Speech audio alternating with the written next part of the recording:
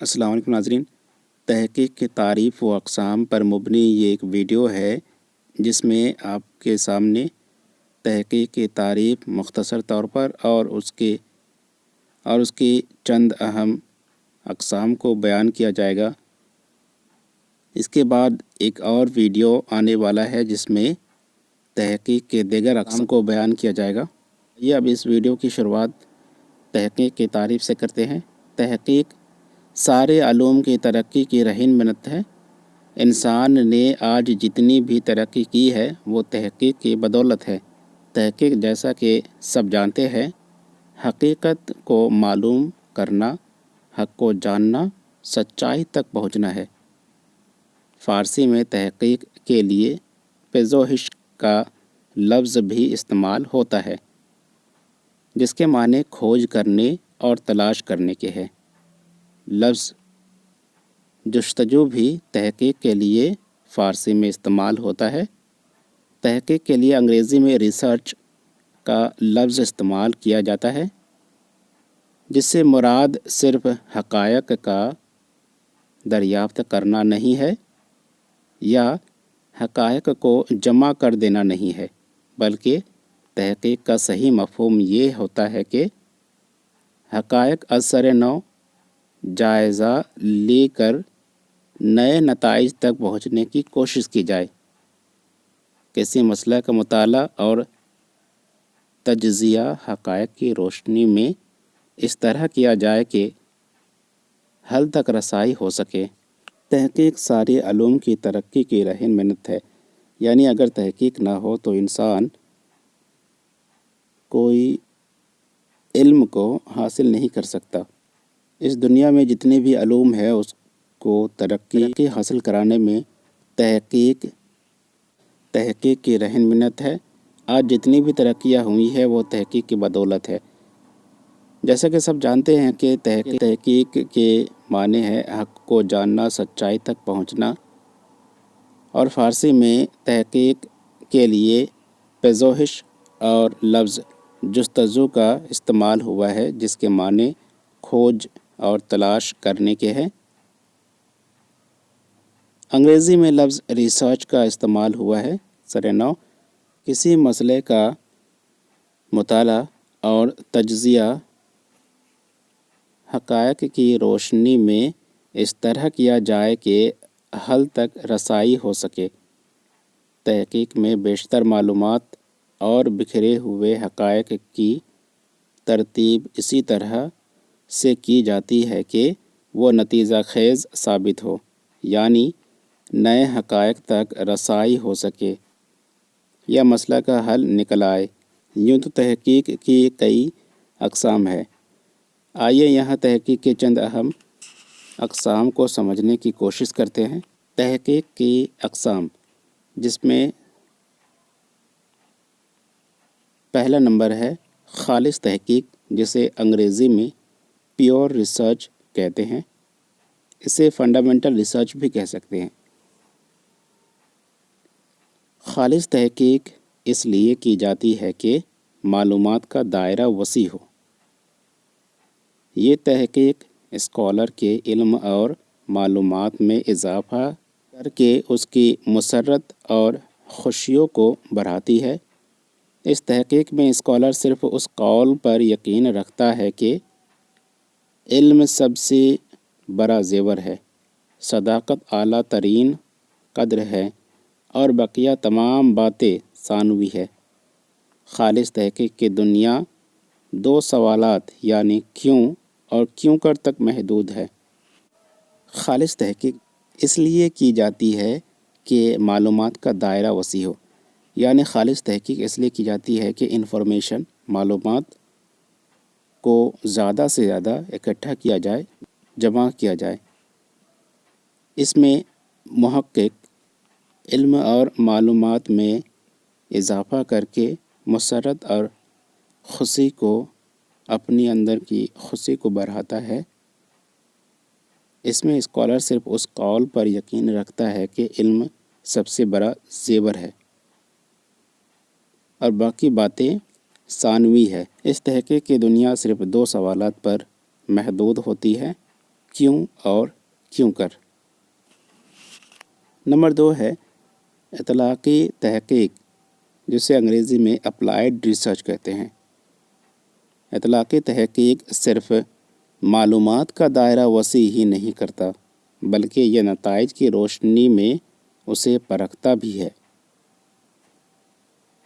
Pure research یعنی خالص تحقیق میں کیا تھا کہ وہ معلومات کا دائرہ صرف وسیع کر دیتا تھا، وہ نتائج کی روشنی تک پہنچنے کی کوشش نہیں کرتا۔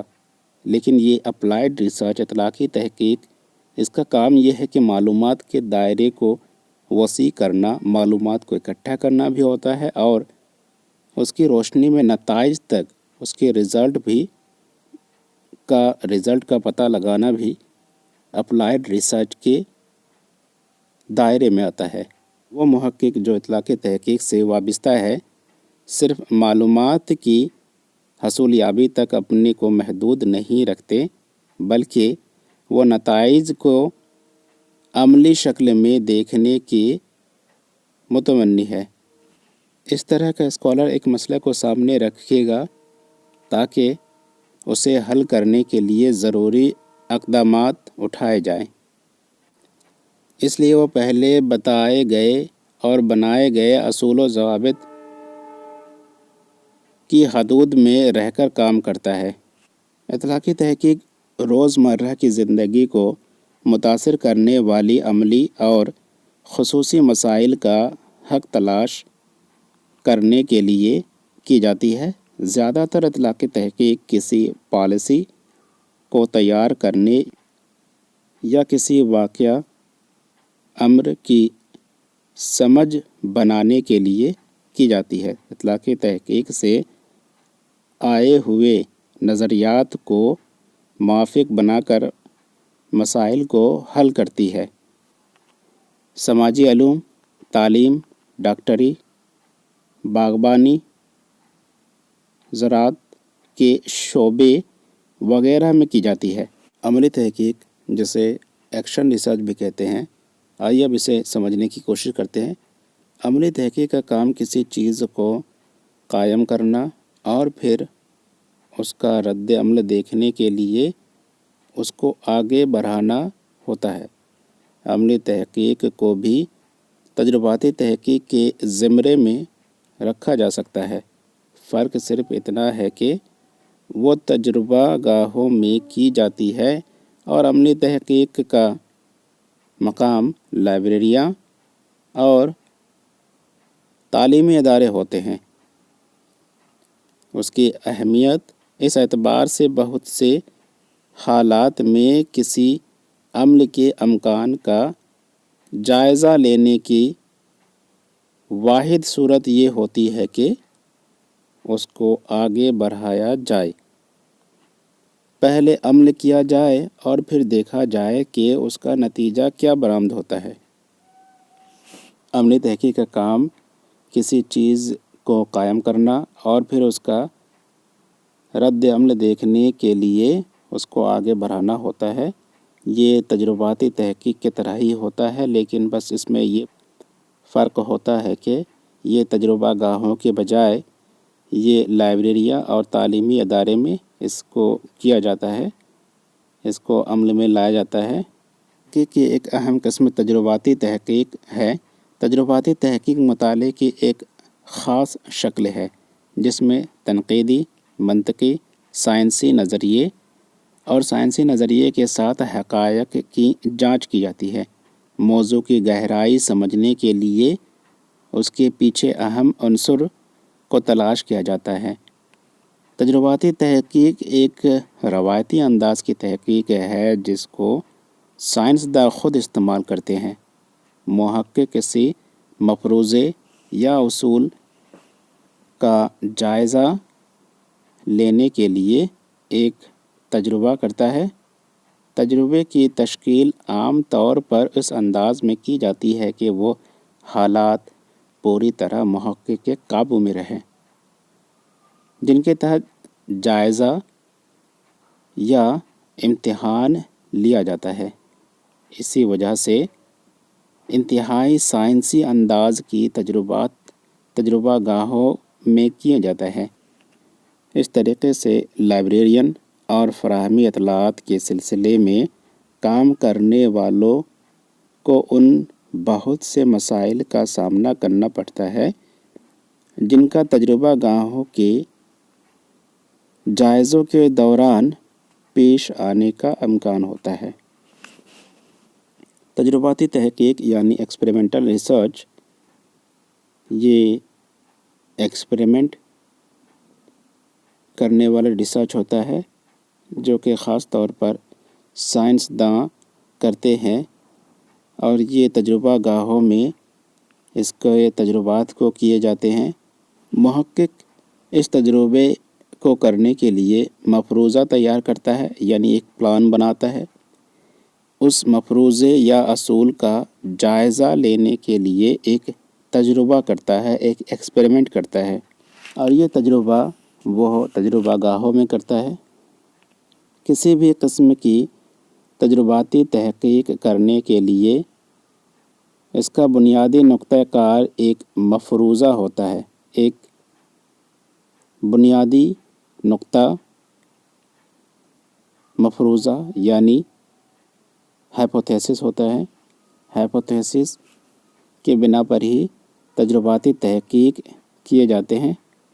یہ عام طور پر کسی مکمل نظام کے مختلف عناصر کے درمیان تعلق کے بارے میں ایک تجویز یا اصول کی شکل میں ہوتا ہے۔ نظریاتی تحقیق یا تھیوریٹیکل ریسرچ۔ نظریاتی تحقیق ہر طرح کے پیشہ ور افراد کر سکتے ہیں۔ ماہر حیاتیات، کیمسٹ، انجینئر، آرکیٹیکٹس سے لے کر فلسفیوں، ادیبوں، ماہرین معاشیات، مورخین وغیرہ تک۔ نظریاتی تحقیق ہی وہ اشخاص ہے جو بعد میں ہونے والے بدعات کی رہنمائی کرتا ہے۔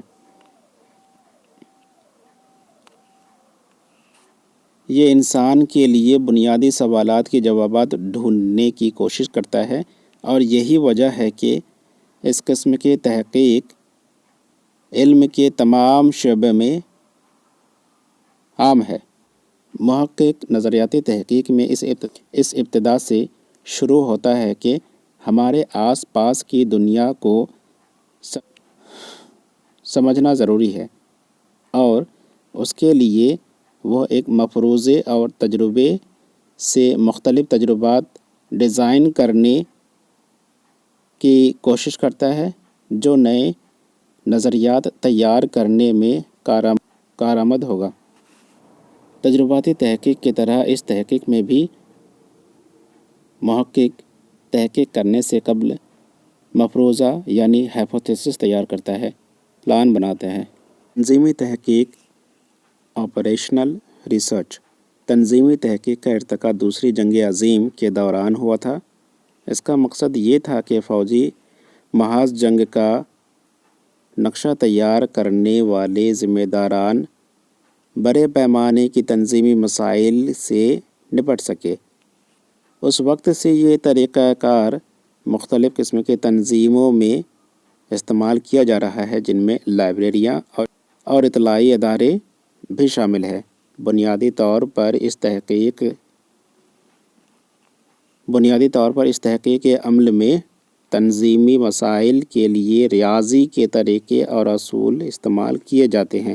تنظیمی تحقیق ان عوامل اور تعلقات کو سمجھنے کی کوشش کرتی ہے جن کے تحت مختلف تنظیمیں اور مخصوص انداز میں کام کرتی ہے۔ صحیح صورتحال کو سمجھ لینے کے بعد اگلا مرحلہ یہ ہوتا ہے کہ اس نمونے کی تنظیم بنائی جاتی ہے جس کے ذریعے مختلف حالات کا جائزہ لیا جاتا ہے جو کسی تنظیم کے مختلف اجزاء ترکیبی میں تغیر و تبدیل ہونے کی صورت میں ظاہر ہوتے ہیں۔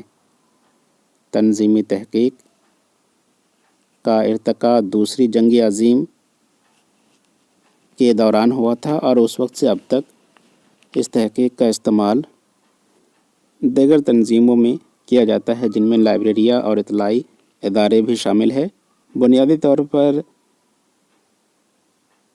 اس تحقیق کو کرنے کے لیے ریاضی طریقے اور اصول استعمال کیے جاتے ہیں۔ تو دوستو یہ تھی چند اہم معلومات تحقیق کی تعریف و اقسام سے متعلق۔ اس کے بعد کے ویڈیو میں تحقیق کی دیگر اقسام کا بھی ذکر ہوگا۔ اگر یہ ویڈیو آپ کو مفید معلوم ہو تو اسے لائک کیجیے اور دوسروں تک شیئر کیجیے۔ ویڈیو کو شروع سے آخر تک دیکھنے کے لیے شکریہ۔ آپ سب اپنے اور اپنوں کا خیال رکھیں۔ خدا حافظ۔